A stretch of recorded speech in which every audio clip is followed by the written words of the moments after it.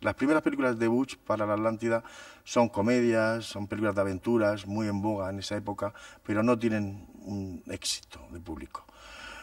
Acude entonces de una forma un poco rocambolesca a La verbena de la paloma, al argumento de La verbena de la paloma, rueda la primera versión y el éxito es tremendo. A principios del 22, cuando se estrena la película, es un auténtico suceso y muestra a las claras que la vía para hacer cine y tener éxitos populares acudir a la zarzuela, una fuente propia que suministra historias que son argumentos, melodramas, comedias con un gran valor regional. Eso hace que Butch se decante hacia las adaptaciones de zarzuelas y que durante esta primera mitad, los primeros 5 años de los 20, se lleguen a adaptar casi 20 zarzuelas.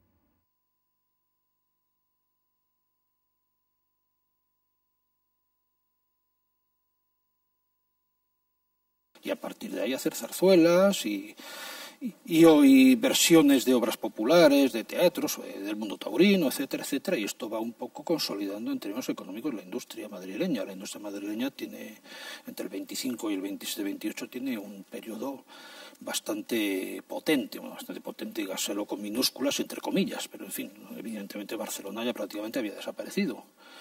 ¿Qué ocurre? Que yo sospecho que este camino también era equivocado. Porque, bueno, bien está para empezar con fuerza, pero lo tienes que ir reconvirtiendo.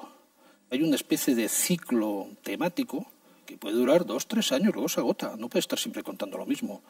Tienes que modificarlo y metamorfosearlo.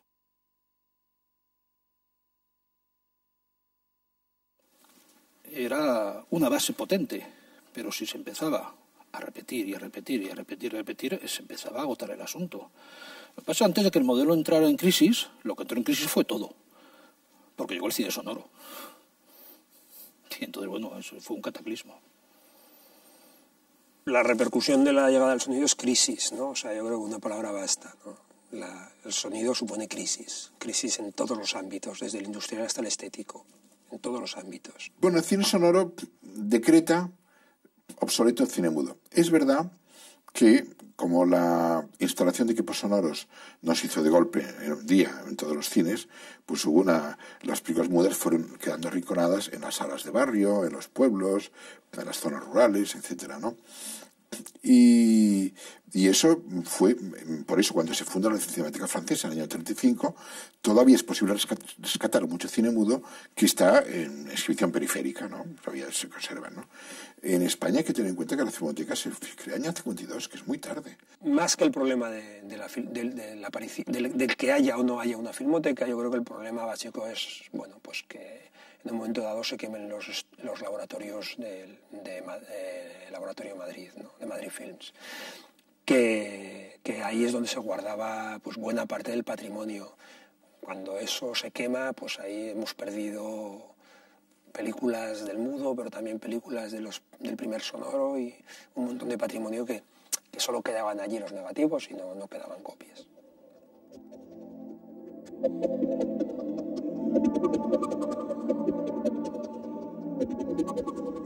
En esta especie de búnker a las afueras de la ciudad de Madrid se encuentran las copias originales de las películas que sobrevivieron a aquel incendio.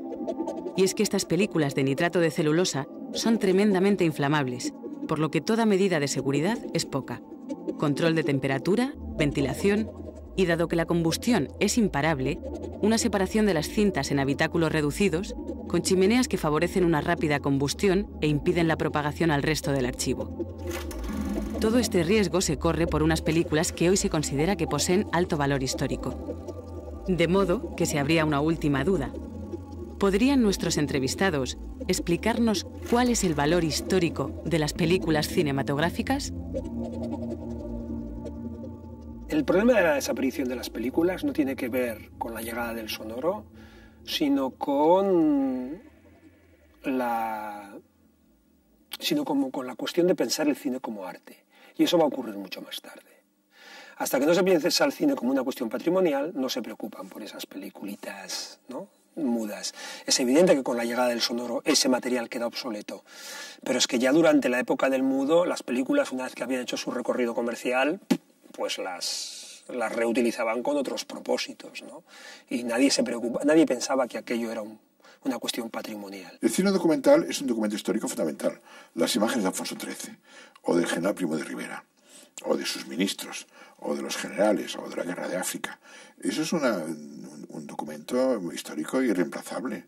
Pero luego está la ficción, y la ficción nos ilustra sobre el imaginario popular, sus fantasías, sus ensueños, sus esperanzas, sus frustraciones, sus deseos. La Aldea Maldita, junto con la bodega de Perojo, son los dos grandes documentos acerca de la depresión del mundo rural. En el caso de la Aldea Maldita, el éxodo masivo, porque la lluvia, las tormentas han devastado el suelo, lo han convertido en estéril, y todo el pueblo emigra en unas escenas muy hermosas que parecen un eco del cine soviético, por cierto, esas caravanas de carretas, ¿no?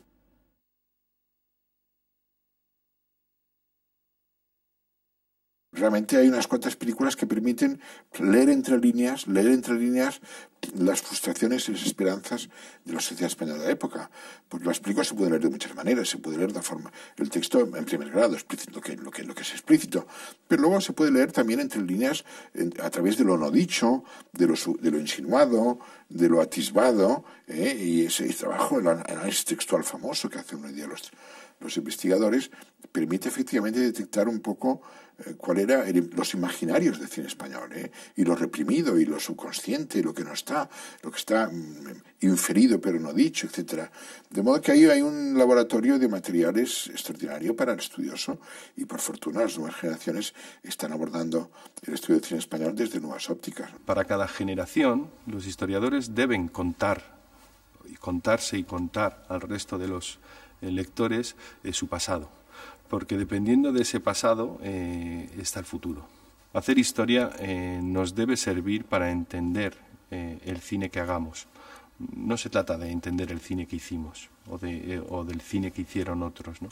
Se trata de saber situarnos ante una producción, ante una obra de nuestra cultura. Yo sostengo que hoy, cuando hemos hablado tanto de la lectura, de la palabra, de la escuela, de sistemas para introducir a un niño o a una niña en las condiciones de la sociedad en la que se va a desenvolver, todo eso es verdad y todo eso se mantiene, pero desde hace unas décadas a esta parte tenemos, mucho antes de que el niño sea capaz de establecer un proceso de diálogo con el lenguaje verbal, ya ha tenido muchas horas de contemplación del lenguaje audiovisual y sobre todo de conformación de su imaginación, seguramente de su mentalidad, a través de un lenguaje en el que la palabra es una parte nada más. Yo creo que la presencia hoy del lenguaje audiovisual en nuestra sociedad no es, como se creyó durante mucho tiempo, un divertimento, es muy bonito ir al cine, es muy entretenido ver la televisión, no. Son formas de comunicación que están creando mentalidades mucho antes de que se pueda empezar a hablar y a razonar con los destinatarios, y creo que deberíamos tenerlo en cuenta.